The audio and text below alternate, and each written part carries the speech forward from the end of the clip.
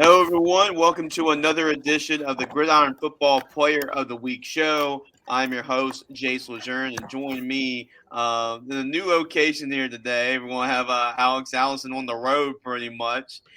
So, Alex, another week of Gridiron Football Player of the Week show and another live show. I know a lot of people are tuning in right now, so we appreciate everybody that's tuning in right now. And Alex, we got another exciting week. This is the most nominees we've had to this point this year.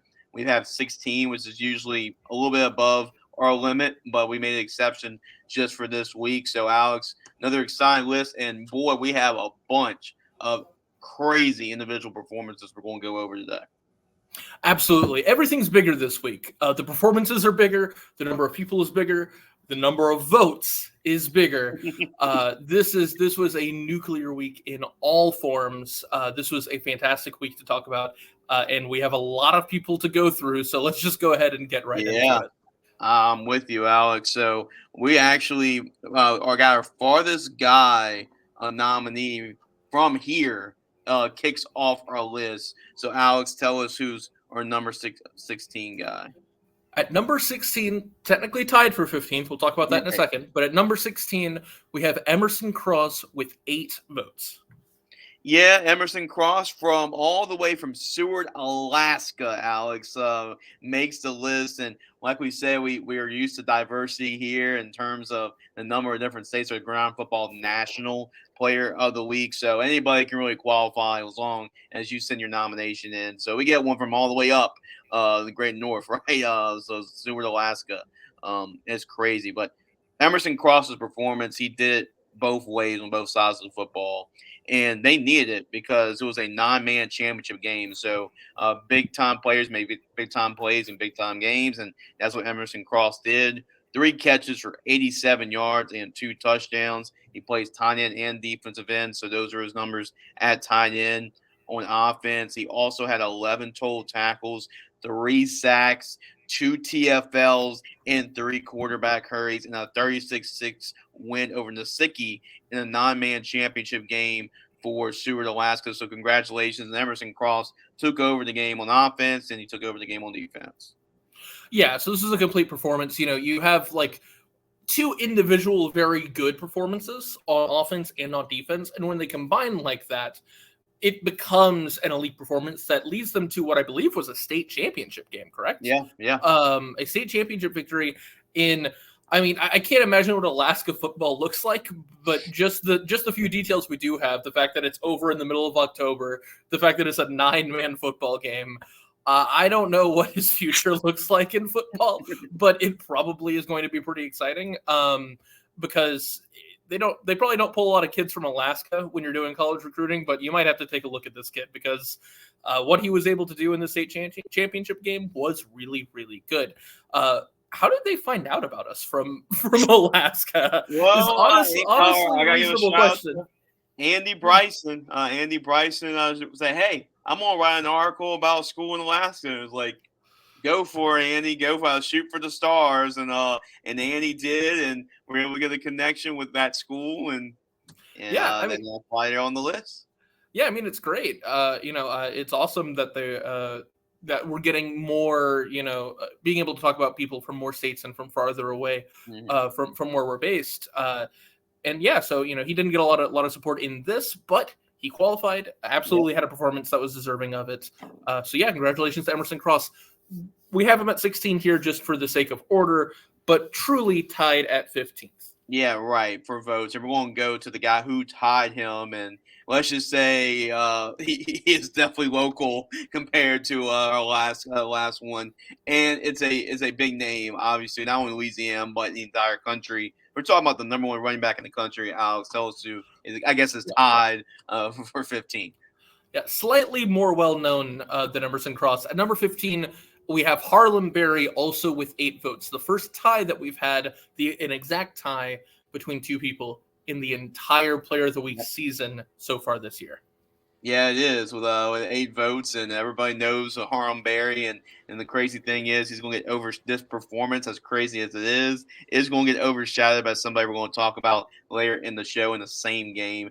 Alex was actually there at this game, so he saw him play, could elaborate on it. But the number one running back in the country, Harlem Berry, the LSU commit, just had another Harlem Berry-like day at the office. Nothing to really fret about. 25 carries for 330 yards and 5 touchdowns. The crazy part of it is when you have a stat line like that, usually you're winning the football game. But not only did St. Martin's lose the game, it was a running clock going against them, which is insane. Not only you see 25 carries, 330, and 5 touchdowns, and think, oh, they must have a really good game.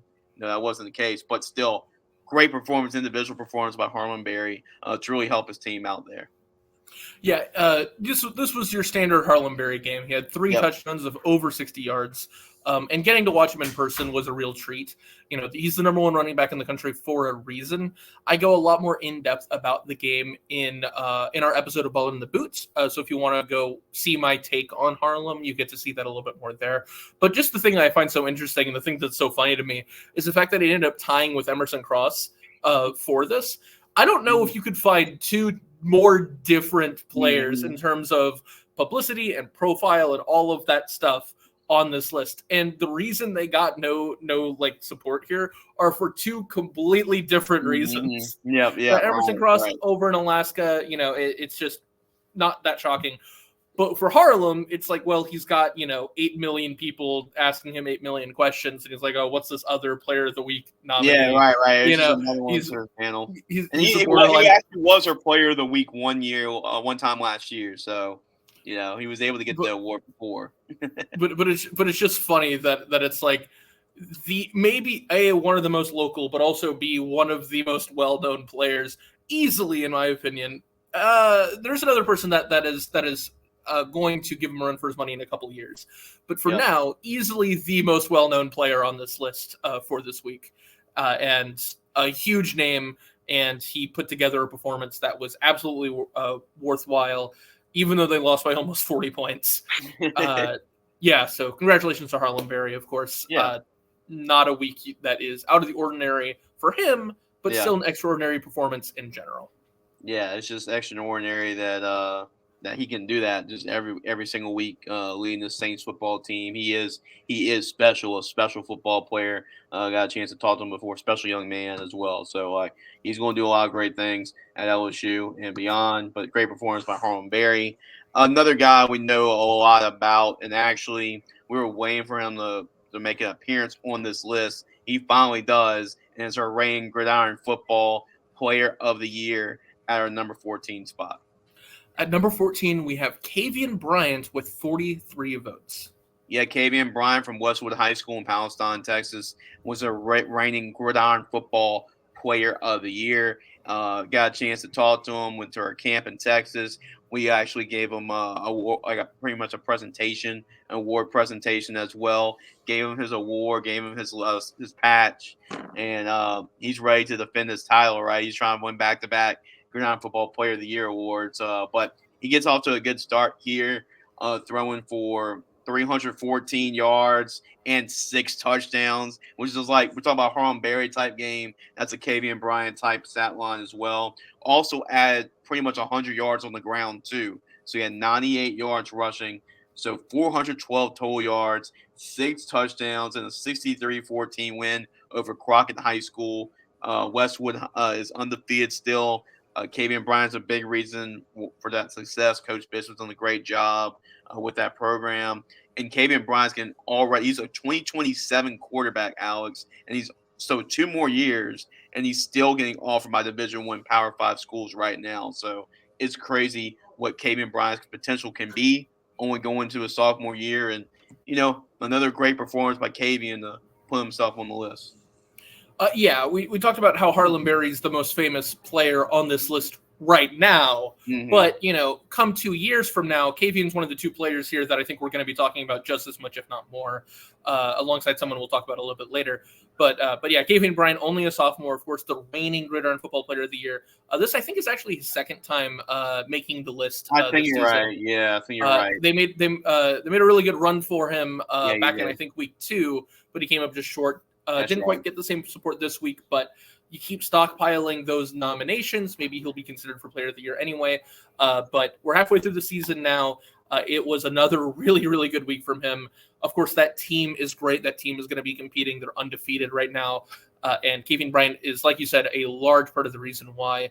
Another great performance from him.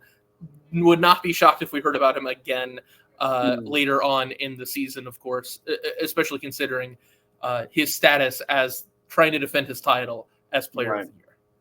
Yeah, exactly. Trying to repeat, and you're right. That is his second appearance on this list already this season. So trying to maybe get a little bit up on the list, and he won Player of the Week last year, and Player of the Year, so a sweep there. So let's see if he can do that again and make the list once more. So we go to another quarterback. So and from another state, from Texas, we go to Florida here. So Alex, tell us who is our number 13 Player of the Week. Number 13 is J.D. Brown with 50 votes. Yeah, J.D. Brown, he's from South Walton, Florida. So that's where he goes to school, South Walton High School. And J.D. Brown's also a 2027 quarterback. I'm just going to say 2027 is going to be a really good year for quarterbacks just around the country. So this is another really good up-and-coming quarterback, J.D. Brown. Completed 14 for 21 passes for 215 yards, 3 for 2 touchdowns, but he also can run the football too. Had 5 carries for 84 yards and 3 more touchdowns. Add all together, he pretty much was a hair short of 300 yards at 299 and 5 total touchdowns and a 48-0 win over Freeport. So J.D. Brown having a little bit of a dual threat type of performance for South Walton this past week.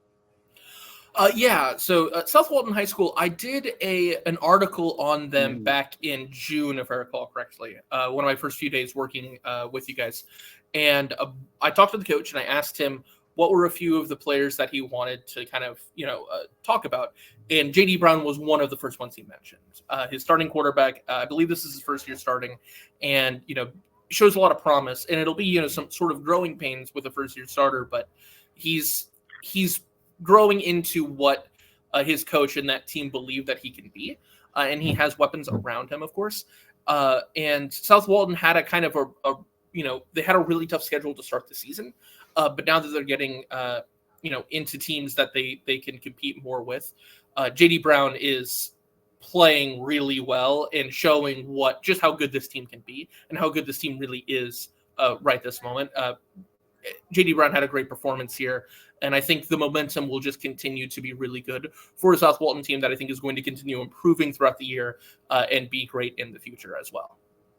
Yeah, absolutely, and it's great to we get already a couple different states being involved. We've had already just going into just a couple nominations. We've gotten Louisiana, we've gotten Texas, we've gotten Florida, and we've got Alaska already just in a couple of nominations. So it shows us that we were definitely broadening our reach a little bit, which is awesome for gridiron football. Now we go to back to Louisiana. We go to North Louisiana specifically for a historic program up there in North Louisiana. We'll go to our number 12 Player of the Week.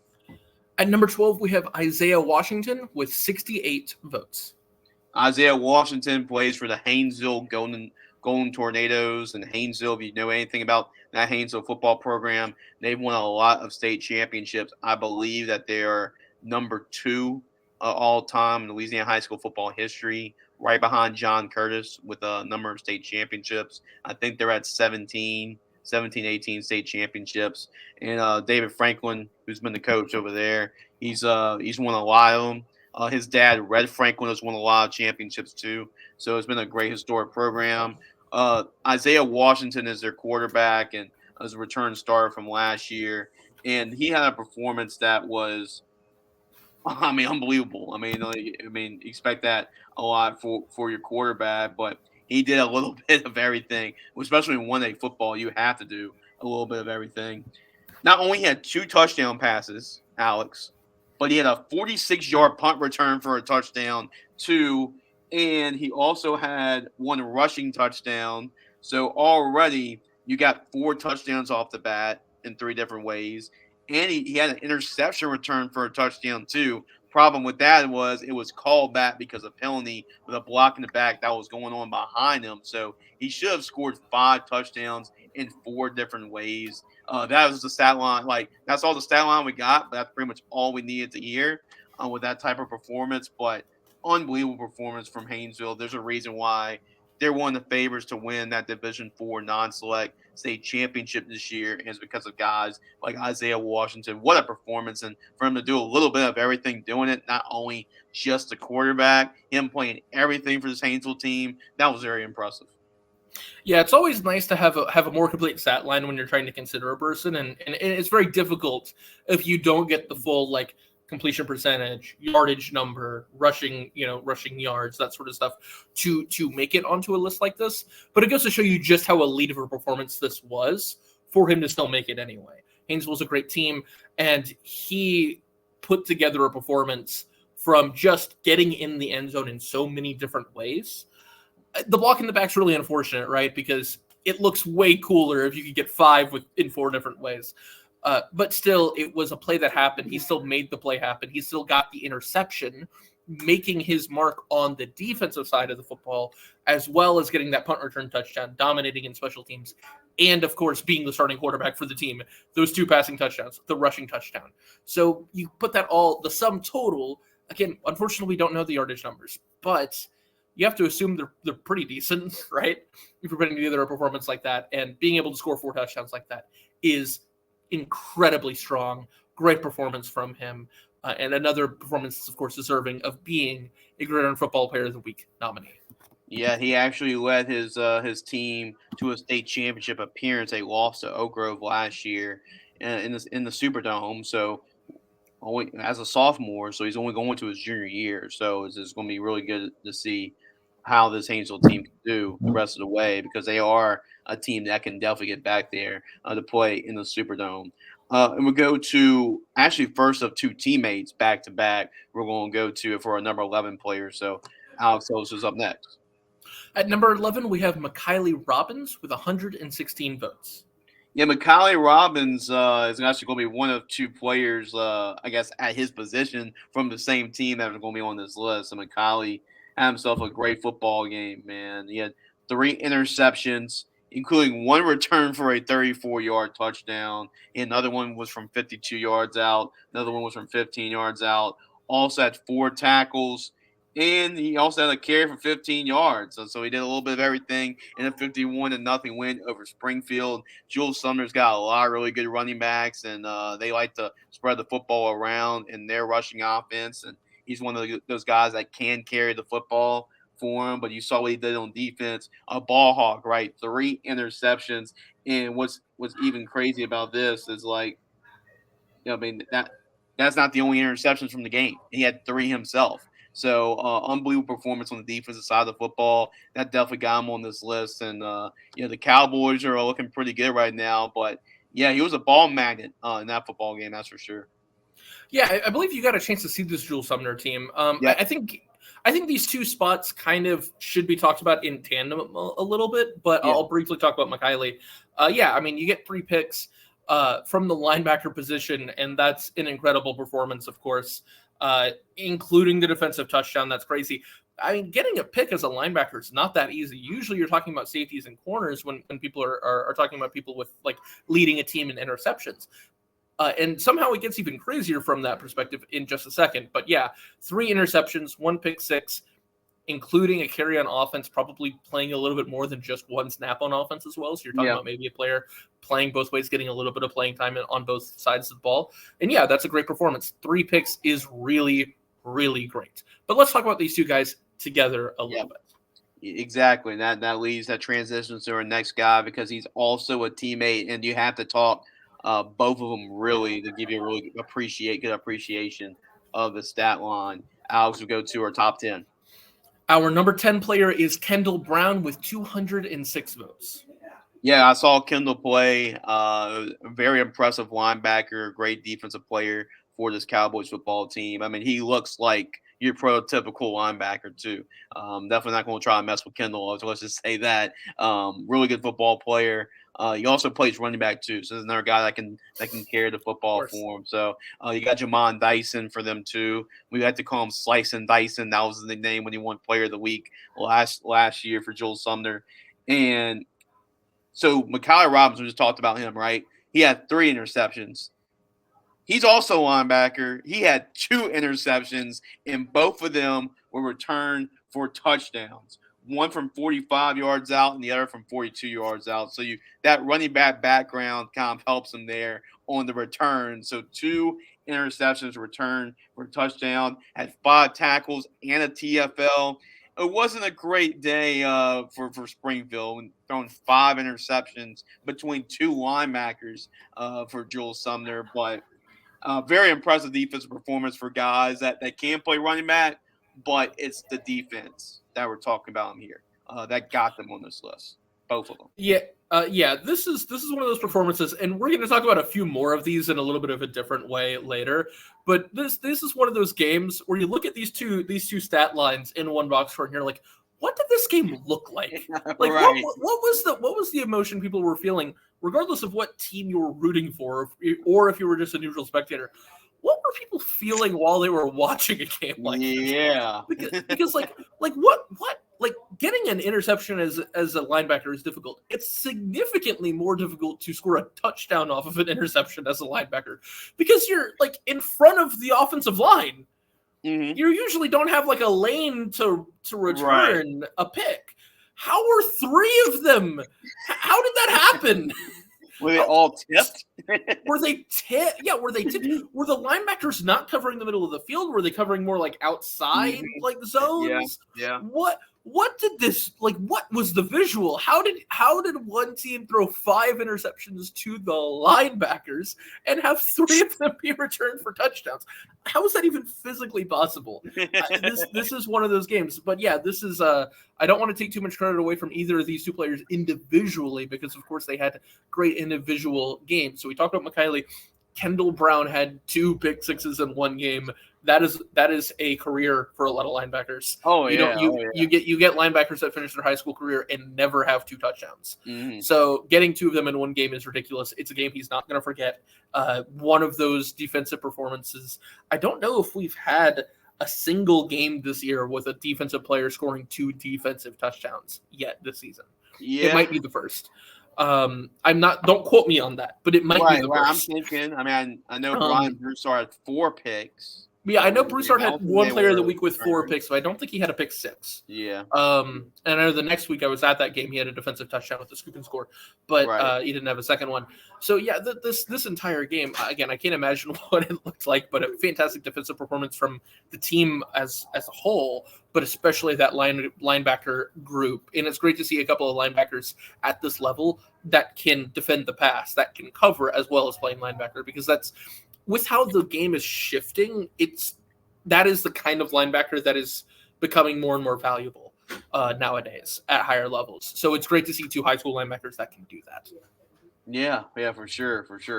Exactly. And then we've seen their ability, like Kendall Brown as a running back, taking it back, using his background as a running back to score. Well, that's a great transition because we have a running back next up on our list inside our top 10 at number 9.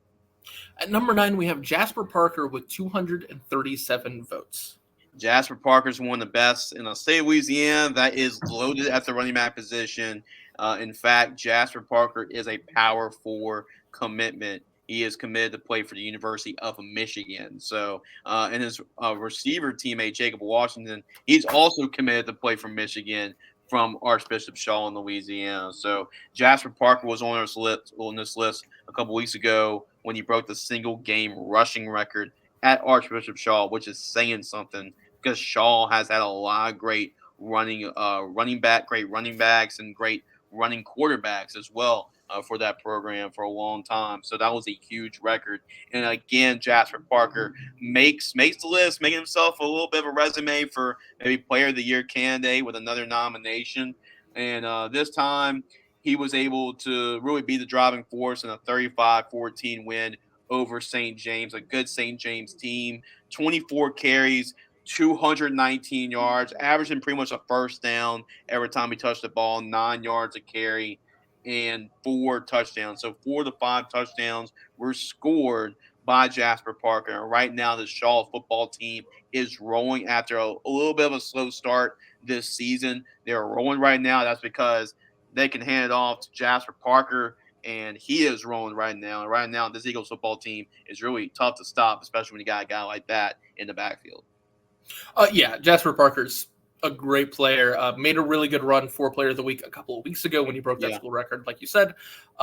Still had a decent showing this week, finishing more middle of the pack. But he's a great player. Michigan knows something about running backs. And it tells you a lot about this running back class that a player in the state of Louisiana that is committed to play running back at Michigan, defending national champion Michigan, is not the guy anyone's talking about. Right. He's probably the fifth or sixth guy you probably bring up, which is insane. Yeah, maybe the fifth or sixth guy in this group this year. And absolutely, they're growing on trees in the state right now. And Jasper Parker is just another one of those names that is having a fantastic season. Like you said, he's going to make a run for a Player of the Year nomination with how he's playing right now. This is his second Player of the Week nomination. If he keeps it up, we might have to talk about him in that conversation, regardless of if he wins Player of the Week at any point in time or not. This is another great week for Jasper Parker. I have a feeling this isn't the last time we'll talk about him on this show. No, I wouldn't think so, and I'm sure he's got plenty of more opportunities to show out. And you can see this week, it's a great representation of how much great talent there is at the running back position in Louisiana. You're going to find that out as well a little bit more. But we're going to go from a great running back to Jasper Parker to just a great athlete in general for Cecilia High School. Alex, who tells us who's at number 8. At number 8, we have Ellis Stewart with 264 votes.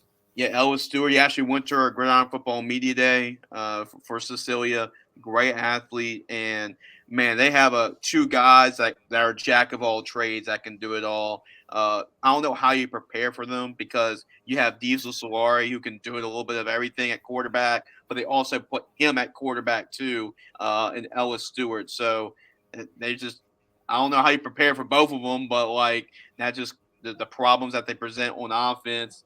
Ellis Stewart said, "Hey, I can throw it. I mean, I'm a pretty good thrower of the football." How about this being precise, Alex? He completed 10 of 12 passes for 190 yards and 5 touchdowns throwing the ball. That's a pretty good performance there throwing. That'll probably make the list just throwing. And then you also have 9 carries for 197 yards and another touchdown added on to that. Yeah, so 387 total yards of offense, $190 throwing, $190 running, 5, and then also 6 total touchdowns on offense. But he also plays on defense. He had 2 tackles on defense. And by the way, might as well punt it. He had a punt for 35 yards too. So, I mean, do a little bit of everything. Ellis Stewart, and that's at the high level. That's like the 4A level. So it's not like this is 1A or anything. He's doing this at one of the biggest levels out there. Ellis Stewart's a special player. You saw what kind of Taysom Hill type performance he had with bringing his versatility to the table. But that's ridiculous. 387 total yards of offense, 6 touchdowns, and I don't know how you can prepare for Diesel Solari and him. It's a match. I mean, if you're a defensive coordinator, you probably have to pull your hair out trying to defend those 2 guys. Mm-hmm. Yeah, it's. I think it says a lot about the team, what we're seeing from Ellis Stewart and Diesel Solari, and about also not just their quality as players, but also the character of both of those people. Yeah, because it takes a very unselfish quarterback room for them to do what they're doing. I believe you could say, don't quote me on this, but I highly doubt that this has happened in the past this year, that this is the first time we've seen 2 different quarterbacks from the same team qualify as a Player of the Week in 2 different weeks. From that, just thinking about that statement makes a lot of sense why that wouldn't happen. To have 2 different players on your team that can play quarterback at this level, at the highly competitive level that Cecilia is, and Diesel's been, I think, a little bit banged up. He's gotten healthy now. Of course, made this last week. Last week, he had a performance worthy of this quarterback. And now this week they're like, oh yeah, so we have this Player of the Week level quarterback that we have. He's healthy again. How about this other guy too, though? And he can also drop. he can also drop, almost 400 yards and 6 touchdowns in a game. It's a ridiculous performance. In a week filled with ridiculous performances, this is one of those games, and we're going to talk about a few coming up. But this is one of those games where you look at and you go, how does anybody have a game better than this?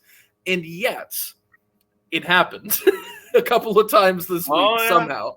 Despite how unbelievable Ellis Stewart was, we had a couple. But this team is so good, and it takes a couple of really high character people to be willing in a coaching staff that's willing to put them in the best position to win, instead of just going, okay, well, we have our quarterback, he has to play, and square peg going round hole.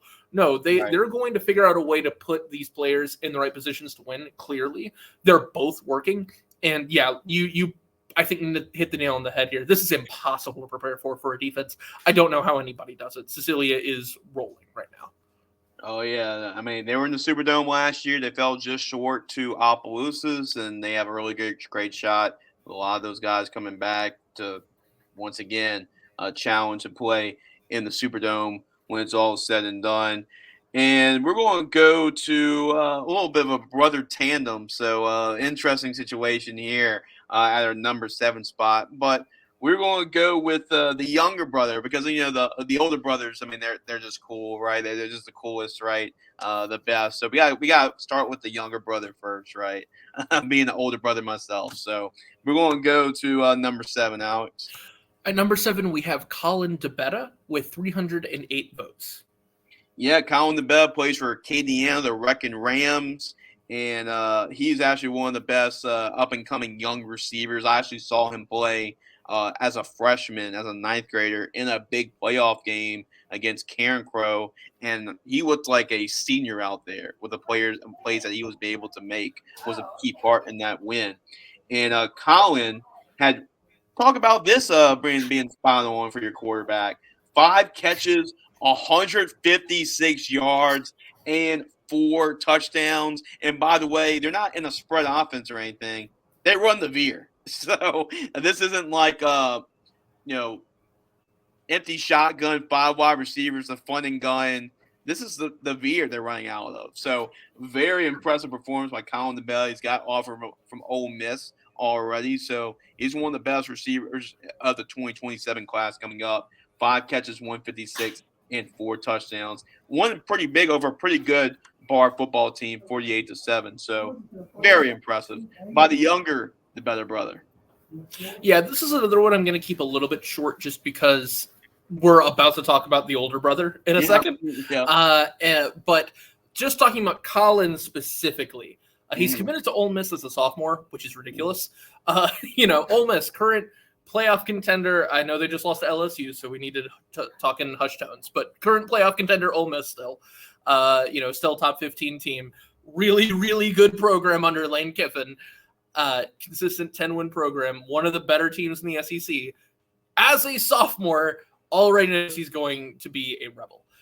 That's ridiculous. And he is so good. I got a chance to see this team in person, and he didn't have a great stat line when I played them, partially because they didn't need him. Again, I'll talk about that more in a second. But, Colin DeBetta, great performance. And this is a team that does not pass in high volume because they're a veer offense.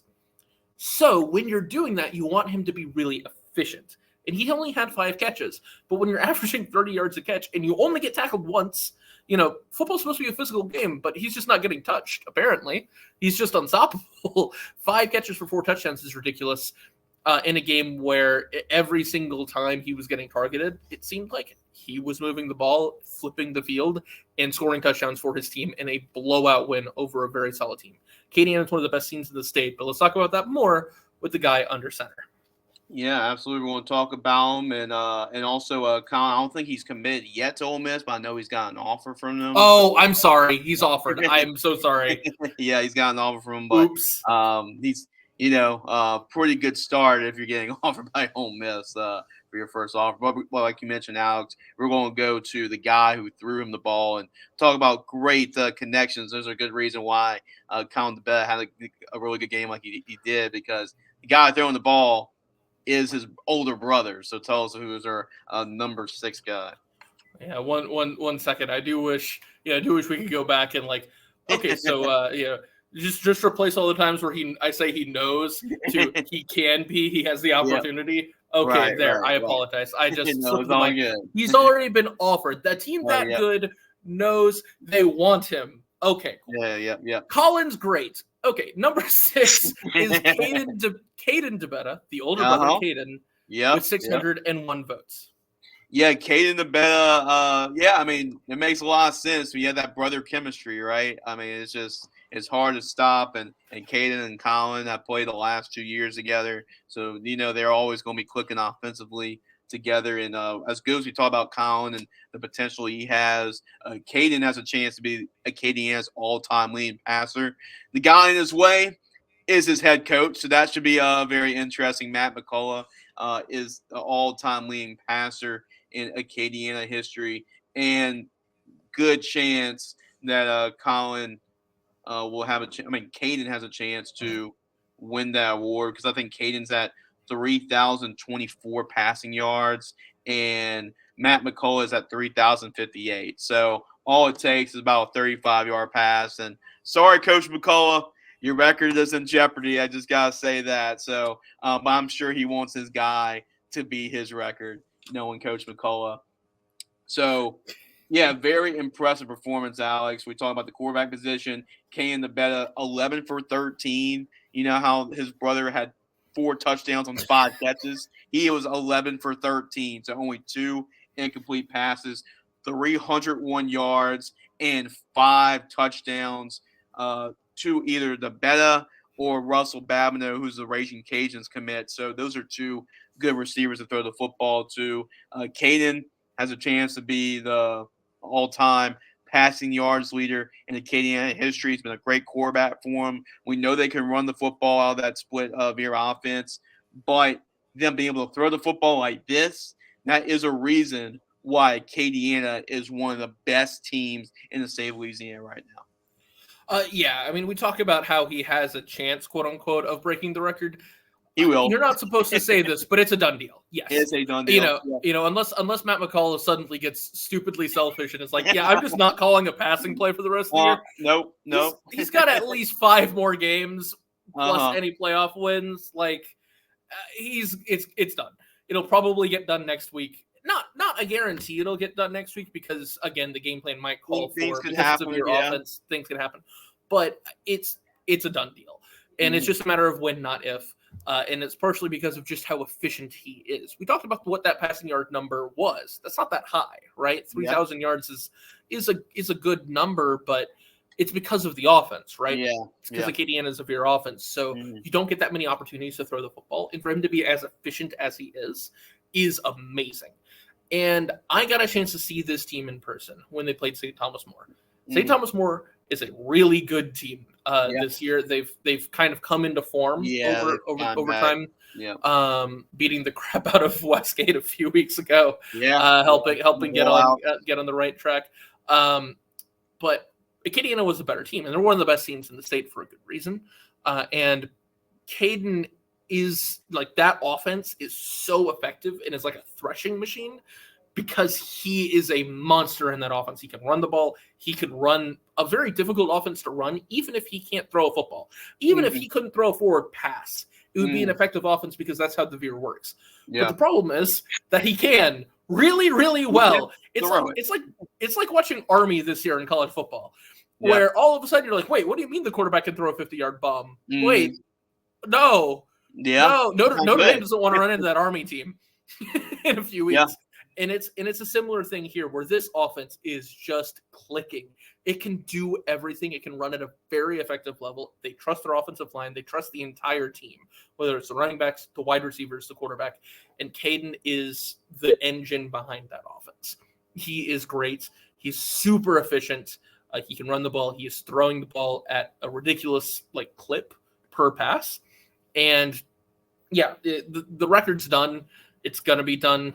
And huge props for Caden with a great performance and deserving of placing 6th on Player of the Week. And from the Better Brothers, Alex, we're going to go to our top 5. And we're going to kick it off with, unsurprisingly, another running back at number 5. At number 5, we have Cy Austin with 880 votes. I saw this Franklinton team play already, and man, they are dangerous. It seems like the Magic's coming back. In the mid 2010s, they were competing for championships, and now there's been a couple down years. But Coach Walter Maggio comes in; he's done an excellent job with this football team, and right now they're on an incredible run. They are still undefeated, and one of the guys that's been having a great year, underrated year around the state of Louisiana is their running back Cy Austin. Cy Austin has made this list a couple of times already for Gridiron Football Player of the Week, and he's their workman like running back. He's their workhorse, right? He had 35 carries. He touched the ball 35 times for 235 yards and 4 touchdowns. Also caught the ball out of the backfield a couple of times, 2 catches for 45 yards. They needed all of those carries, Alex, because they won 35-28 over Lakeshore. He scored 4 of the 5 touchdowns. Not only impressive stat line for Cy Austin, but it was needed in order for them to win that football game against Lakeshore and keep their they did lose a game, so they're not undefeated. They did lose 1 game, but still they're off to an incredible start this year. I think Cy Austin might be even a better example than Jasper Parker of just how ridiculous this running back class is. Yeah. Because he's putting together a season that is really, really good. Again, this is his, I believe, second time being nominated, qualifying for the Player of the Week ballot. And is he even like committed somewhere yet? Like what's his, I don't know what his offer status is. Yeah. But he's just not someone that we're talking about, right? Harlem Berry, Jasper Parker, 8 million other people, right? But Cy Austin's really good too. Really good.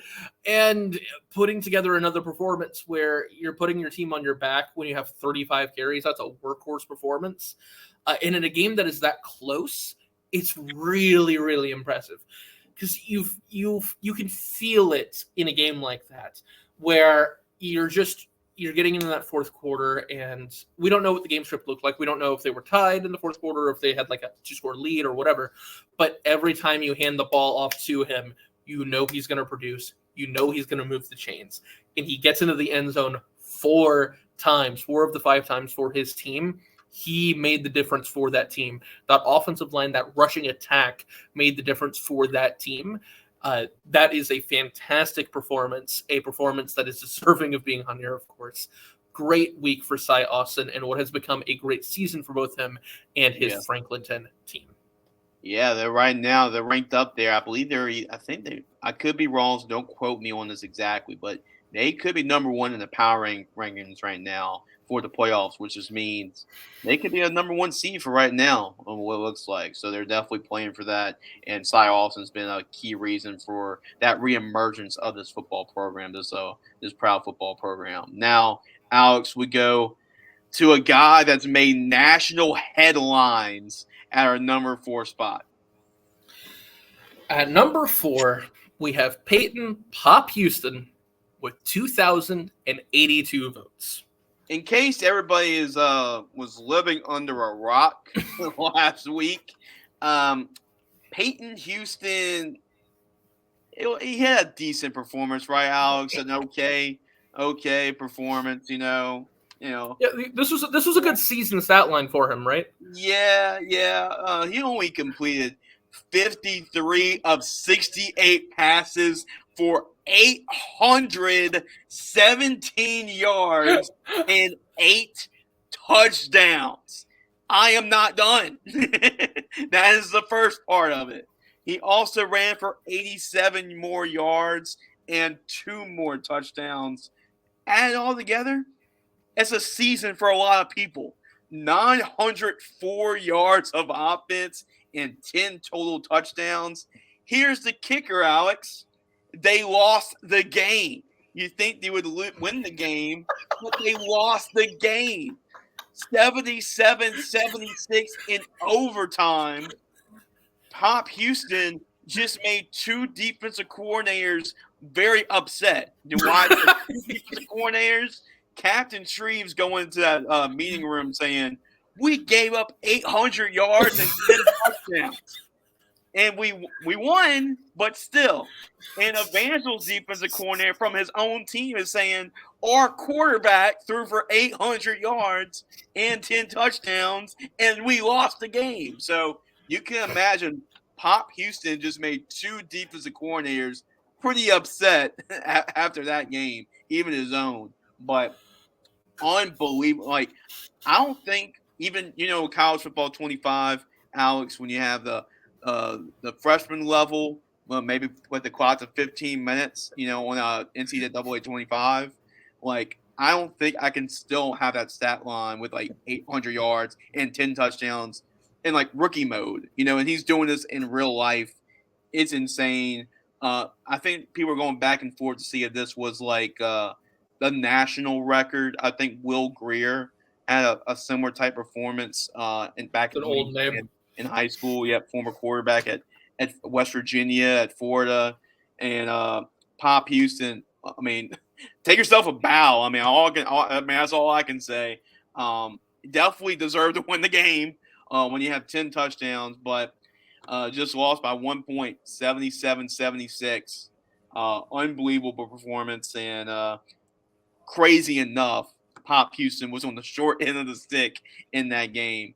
But any reaction to this, Alex? Because this is I don't think I've seen anything like this before. Unbelievable by Pop Houston. So, if there's one thing Pop can take solace in, it's that the person that beat him in Player of the Week this week is the only person maybe on the planet who you can even argue was in the same stratosphere as him. Yes. Mm-hmm. Who you could even argue.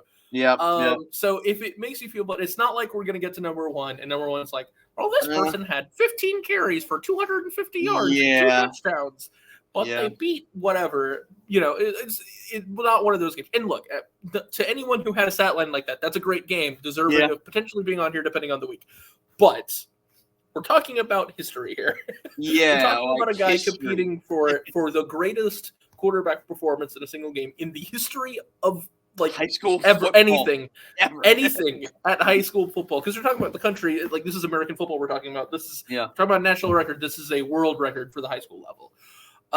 It's unheard of. It's unbelievable what he did. I couldn't imagine being Pop Houston at the end of this game. Could you imagine it being the end of the game, going for 2, and then throwing the incomplete pass or coming up short or whatever it ended up being, and being like, yeah, I guess I just had to do more, guys. Sorry. Like, how could you even think like that when you put up a performance like that? Like, I think there was a player that did this as a running back a few weeks ago in Alabama, that put up like some stupid like 10 touchdown game where his team lost. And I'm like, oh yeah, that's a fairy tale. That would never happen here. No, it happened. We had our own version of that. Pop Houston's the other player. I talked about Kavian Bryant and Harlem Berry earlier. Yep. He's the other player that when we get to that class of 27, he very well might be in that same like tier of people talking about him popularity as a prospect. And I think we know why. Yeah. I think maybe he can throw a football, sort of. Yeah, he can throw it a little bit. Yeah, just throw it a little bit. And Pop, why do you have to do that to the stat keepers, man? I mean, can you imagine trying to keep up with that game? Like, come on, Pop. Like, are you really trying to put that much stress on the stat keepers over there? I wonder what I just thought about this. I wonder what the wide receiver stat lines looked like for this game. They're probably pretty good too. I can imagine. I remember 800 yards. Clearly, like, how did we not have any nominees for any of the receivers? Certainly, someone put up like 10 catches for 250 yards and 2 touchdowns or something like that. Like some kind of like worthy receiver stat line. You would think, because there was a Colorado game last year where people were talking about how huge of a deal it was because they had like 4 100-yard receivers. Yeah, there might have been like 4 150-yard receivers in this game. Probably were. They probably were. There very well might have been. Like, I think you're running out of people to throw the football to at some point if you don't. I said this earlier. What did this game look like? Yeah, I mean, was this a 5-hour game based off the score? I mean, it's crazy to even fathom about it, and I can't imagine what kind of defensive week it was for Evangel this week. Yeah, I would hate to be in those meeting rooms this week after that type of game. Um, but unbelievable, man. I Yeah, mean, it's going to be a performance that we're going to talk about for a long time, and it will be in the record books for a long time. Wish he was number one. He was actually yeah. definitely my vote, but we'll talk about number one and why that is a really good performance. It's If there's any performance I can beat it, it's yeah. the performance Again, of it's number one. understandable. And actually, Pop wasn't my vote, but because I was at the number one game, and I'm biased. But if there's anyone in, sorry for number 2 and 3, super deserving. We'll talk about you in a minute. Yep, But yep. if there's anyone that is deserving of of winning a week that isn't Pop this week, it's who placed number one. So we'll talk about that in a minute. Yeah, Alex, let's go to our top three here. And it's still pretty good performances. I mean, they weren't too shabby either. So we're going to go to number 3, the South Plaquemines. Yes. So at number 3, we have Roderick Parker with 4,104 votes. Yeah, I mean, a good performance for Roger Parker. I mean, it was kind of the same lines as we were talking about with Caden Nebeta, with some of the other quarterbacks. Alex Stewart, pretty efficient. I mean, we talk about 13 for 16, only 3 incomplete passes, 185 yards, 5 touchdowns. So more touchdown passes than incompletion. So very impressive numbers for Roger Parker. And they won big. I mean, won decisively over Sarah T. Reed. Final score 55-12, and pretty good support from Coach Lyle Fitt down there. I mean, South Plaquemine is way down there in the bayou towards the boot, into that boot at the end. And then you have was it Coach Fitt squad? So 55-12, 4,000 votes for South Plaquemine. So great support from South Plaquemine, really helping Roderick get up in the top 3. Yeah, I actually feel really bad for Roderick and a lot of these other guys that had more normal stat lines. Yeah. Still because the truth is a stat line like that is really impressive. Yeah, huge, right. Like a really big blowout win where he's coming off this, and I'm sure this isn't how he thinks, but he's coming off this like, I threw more touchdown passes than incompletions. I threw a touchdown pass like every 3 passes I threw. Right. I'm like, I was unstoppable. What do you mean 800 yards? I had to compete with that, what is this? Right, yeah, there were some nuclear performances this week, but this was really good. This was really efficient. You're talking about a guy that didn't have a crazy yardage number, but it was because they were so unstoppable. By a lot. Yeah, probably stopped throwing the ball. He only threw the ball 16 times, right? 16 times. Yep. Probably so efficient and so effective that they were up 35-6 or whatever at halftime. And they're like, well, we already got 5 touchdowns. I don't know. Hand the ball off to someone. And then they still scored 20 more points because the whole offense was completely unstoppable. And yeah, so like the whole team was great, and Roderick was great in a really big blowout win. And yeah, it was an awesome performance. It feels a little bit bad to talk about it after talking about Pop, but this was, it's not like we had 16 people this week. And it's not because we just wanted to fill up the number higher. It's because there were some really difficult people to cut. Yeah. And we didn't cut them because they were great. This is a very deserving performance. Just because some dude named Bob Houston did something crazy doesn't mean this doesn't deserve recognition. It absolutely does. So huge shout outs to Roderick Parker. He got more votes. He got more support. He deserved it. And 4,000 votes is a lot. That's a big number. It's nothing to sneeze at. So huge props to him. Super deserving week. Just because we had some crazy weeks outside of that doesn't mean he doesn't deserve this. So congratulations to Roderick Parker. Yeah, for sure. Roger definitely deserves a round of applause for that. And we're going to go to our number 2 spot, Alex, which for the longest time was actually winning this race for a while.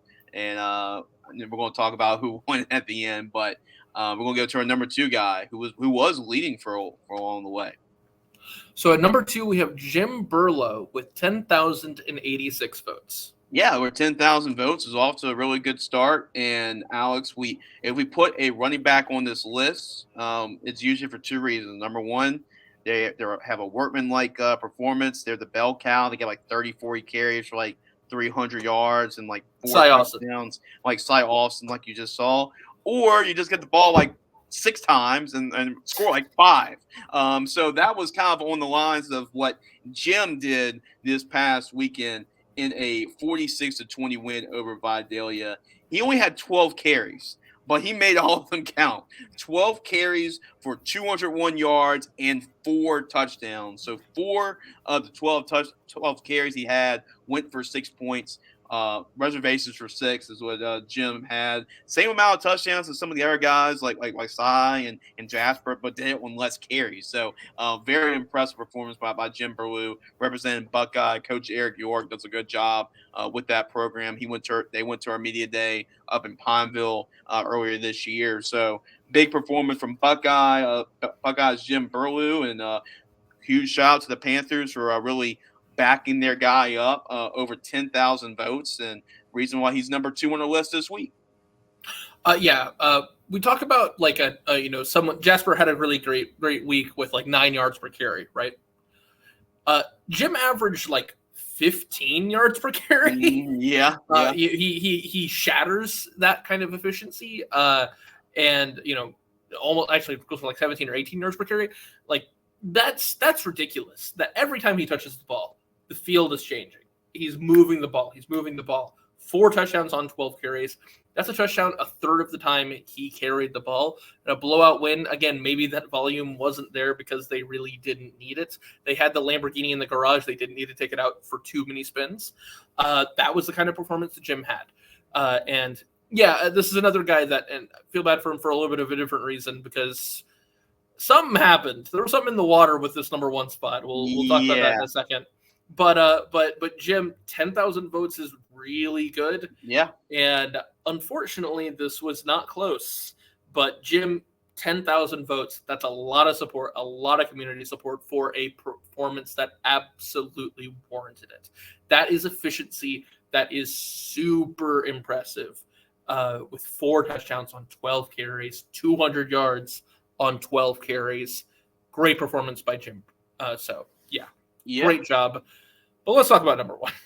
Yeah, before we do that, Alex, we want to give thanks to everybody that was part of the voting. We appreciate the coaches with their submissions. They'll get their submissions every weekend, Saturday morning, and you have till coaches, fans, you have until about Monday at around noon and send your final submissions for us to diagnose and talk about the player of the week. And we appreciate everybody that's voted and partaking in this voting each and every week. We really appreciate it. We appreciate everybody that's donated for Gridiron Football. Remember, it goes to your votes obviously. So every dollar donated is 10 votes for your player. But that's going to a good cause. It's going to the Gridiron Football American Bowl game. So we continue to encourage y'all to donate, because not only for your player, because it helps. It's better than clicking 100 times. It's much faster doing it that way. And also, maybe. Yeah. Well, maybe. I guess we'll talk about that in a second. Maybe not. I don't know. Yeah. And also, it goes to a great cause, and that's what it's all about. It's all about the players, and all the money being donated is going to the Gridiron Football All-American Bowl game, which a lot of these guys on this list week in, week out are actually going to be playing in at the end of the year. So with that being said, Alex, a little drum roll, please, for our number 1 spot. And it was not even close. It was actually our most lopsided win in Gridiron Football Player of the Week history. And we've also, I believe this was the most votes we've ever received from a winning team, from a winning player. And I definitely agree with it. I mean, I talked about Pop Houston, but I also voted a couple of times for this guy as well. So, Alex, give it to us. They're waiting for it. Who is the week 6 Gridiron Football Player of the Week? Apparently waiting for it in the droves. Number 1 is Dedrick Lasty, who had a crazy performance that we'll talk about in a second, but had a somehow more crazy performance in the voting with 45,388 votes. That is 4.5 times more votes than the number 2 place, more than everyone else on the list combined. twice over. Yeah. So yeah, we'll talk about the voting aspect of this more in a second, but let's talk about the performance aspect first. Yeah, the performance aspect. Yeah, he definitely deserves to be the Gridiron Football Player of the Week without a doubt. Dedrick Lassie, 45,388 votes. That's 70% of the votes when we had 16 players on this week's list. Unbelievable. Dedrick Lassie is he was on the same field as Harold Berry, but at the end he stole the headlines. He was the one that really stole the game. And Dedrick Lassie, you look at him, what 5'4", 5'3", If 5'4", 140 pounds maybe, but it does not matter because he is the best player a lot of times on the field. He is so fun to watch. Think of like a Darren Sproles, Trenton Holiday, Deuce Vaughn, that type of player. Mhm. He is so fun to watch. I thought I've seen it all. I mean, I've seen Chad Elsey score 9 touchdowns last year for Ascension Catholic. Dedrick Lassie also had 9 touchdowns in one game. We talk about 10 touchdowns for a quarterback. Okay. He had 9 touchdowns as a running back. Unbelievable. 29 carries. The yardage is unbelievable. 540 yards rushing and 9 touchdowns, 8 rushing, 1 receiving in a big win over St. Martin's and Harlem Berry. Harlem Berry ran for 330 yards and 5 touchdowns. Nobody's even talking about it. 76-37 win over St. Martin's, and it was running clock in the fourth quarter. Alex, you were there. You saw this. You saw Dedrick run for a touchdown and said unbelievable during the play because, I mean, it was unbelievable. Dedrick Lassie, I mean, I got tired just watching him run. Might as well trying to run myself. 540 yards, 9 touchdowns. Take yourself a bow. I mean, not only a dominant performance by Riverside, the Rebels community, down the bayou, supporting this young man, saying, hey, he deserves it. He deserved all the votes. Let's give him all the votes. 45,000 votes. If there's anybody that deserves it for a week, it's definitely Dedrick Lassie. So congratulations. Round of applause, Riverside. Great job all the way around. Man, Alex, you were there. You saw it in person. Yeah. So talk about how special this kid is. Yeah, it's tough, right? Because, it's tough in a week where Pop Houston was making national headlines to say that anyone could even deserve to be above him on something like this. But we somehow had another performance in the States that you really could make an argument. Truly make an argument to be on the same level as Pop's performance. Because Dedrick Lassie balled out. One of the greatest individual performances, probably, I think, and I'm young. I'm kind of showing my age by calling Will Greer an old name, but I'm young, so this isn't saying that much. But it's the greatest individual performance from any player I've ever seen with my own two eyes live, ever in any game I've ever watched.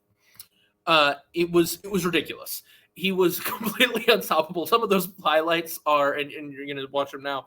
Some of those highlights are unreasonable, I think, to consider, especially considering the safety. The last guy in defense on a lot of these plays is Harlem Berry. Yeah. And there are a couple, like, Harlem made a couple of tackles. But there were a couple of plays down a couple of times. I saw. He might have been the only guy to record a tackle. No, I'm kidding. That's right. Unfair. But Ashton maybe, however. Probably. Yeah, maybe a couple other guys, but that's what it felt like sometimes. But there are also a couple times where Dedrick got hits. And yeah, it's tough because Pop had the great day and because Harlem's on the other side of the field, but Dedrick was the story. And I was at this game. I was lucky enough to be at this game. And I called it on Blood in the Boot. I call it, Gridiron Football Player of the Week bait, that you had 2 of the best running backs in the state of Louisiana, which is saying a lot. And I do mean that. And I don't say that lightly. And in one game, 2 smaller schools, and they kind of knew they were both going to ball out and both potentially be on this list. But I didn't think we knew they were going to do what they did, combined for almost 900 yards, combined for 14 touchdowns between the two players. Dedrick's performance was unreal. So he's 5'4", maybe. Yeah. He's 140, maybe. He's probably smaller than that. It's the reason why he doesn't have any offers yet, or like the recruiting process is slower for him because he's just so tiny. I don't care. Offer this kid. I don't care. I don't. At a certain point, Offer this kid. and maybe it's not D1. I don't know, but there's going to be a school that goes, it just doesn't matter. I'll take my chances. I'll take my chances with this kid because the footwork, the quickness, the acceleration is all there. He's shockingly difficult to bring down for a guy that is, about this big. And like he's difficult to bring down. He's really hard to catch in the first place. He's like that little brother that just keeps running around like like messing with the older brother. Tag or something. It's like like try to catch me. Ha ha ha ha.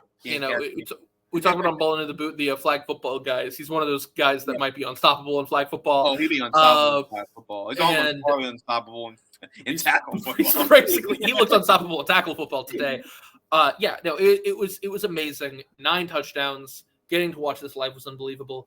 And it was because it was at Riverside, so you had this feel as it was going on. This was not the game plan. Their game plan was not, let's just hope he gets 9 touchdowns or else we're going to lose to Harlan Berry.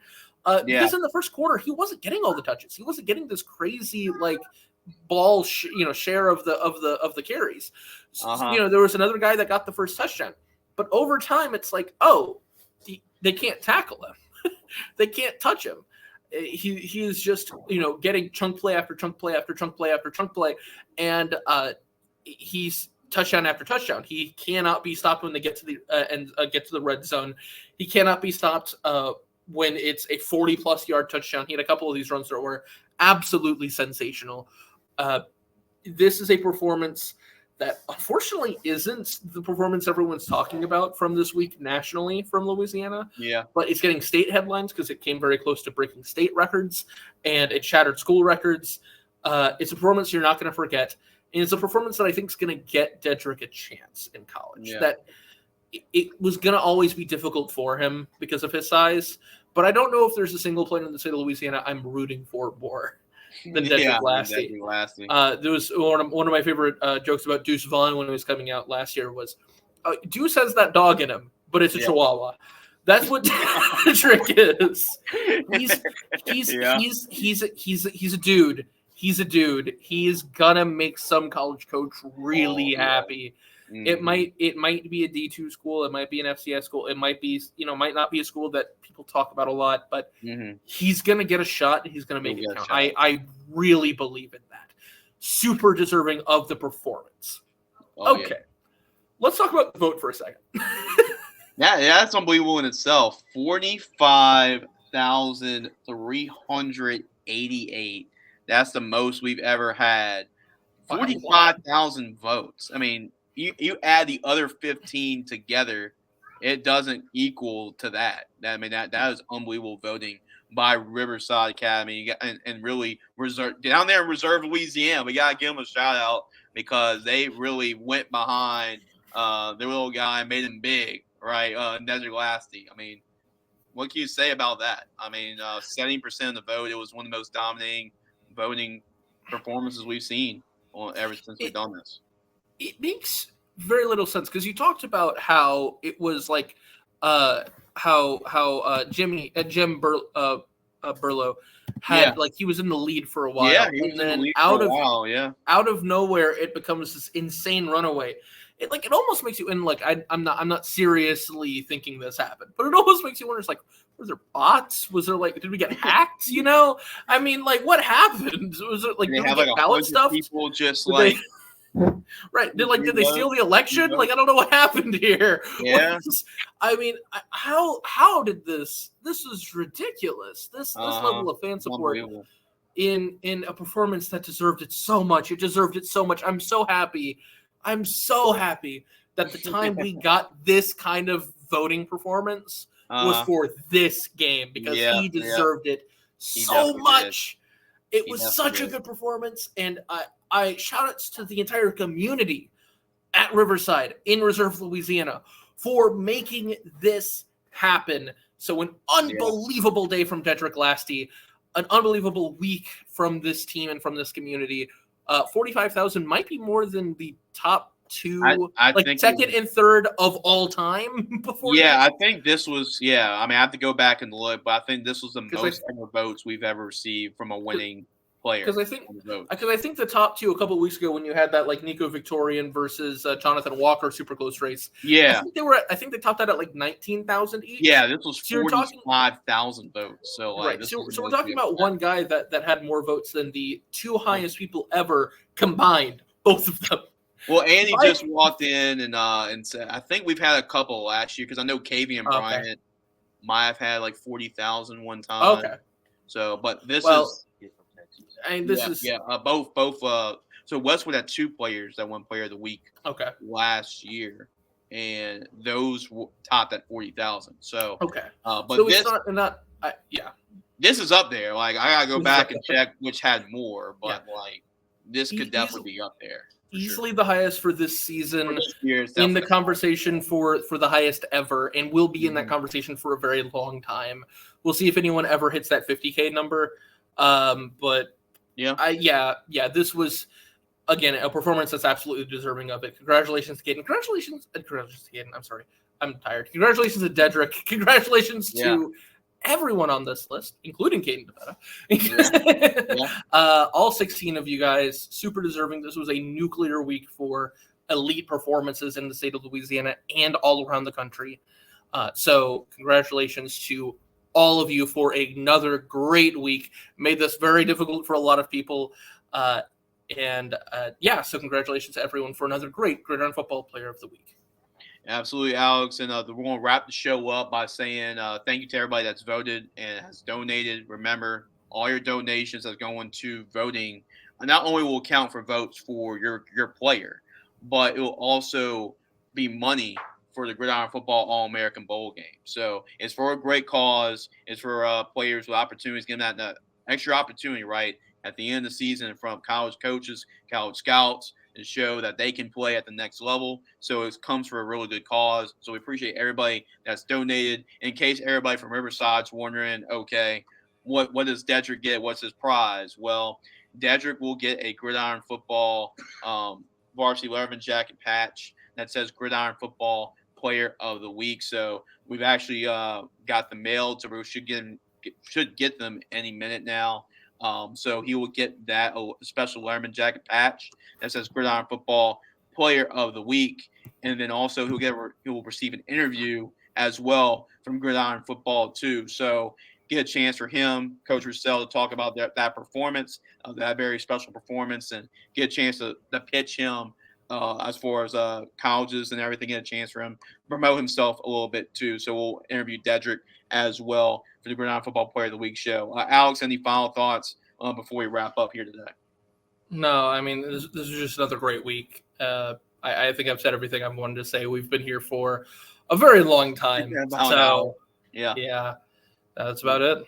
Yep. Perfect, Alex. Well, we'll see you next week, Alex. Thank you to everybody that's voted and been a part of it. Make sure to go to our website, gridironfootballusa.com. Also, make sure to subscribe, hit the like button, share this video out, and share it everywhere as well. So make sure you do that, and make sure to follow us on Gridiron Football too. So I appreciate y'all guys, and thank you for everybody that's been a part of the show. And congratulations to Dedrick Lassie being our Gridiron Football Week 6 Gridiron Football Player of the Week. We'll get a chance to interview Dedrick later on. Congratulations, Dedrick. Congratulations, Riverside Academy. And we'll see y'all guys next week on the Gridiron Football Player of the Week show.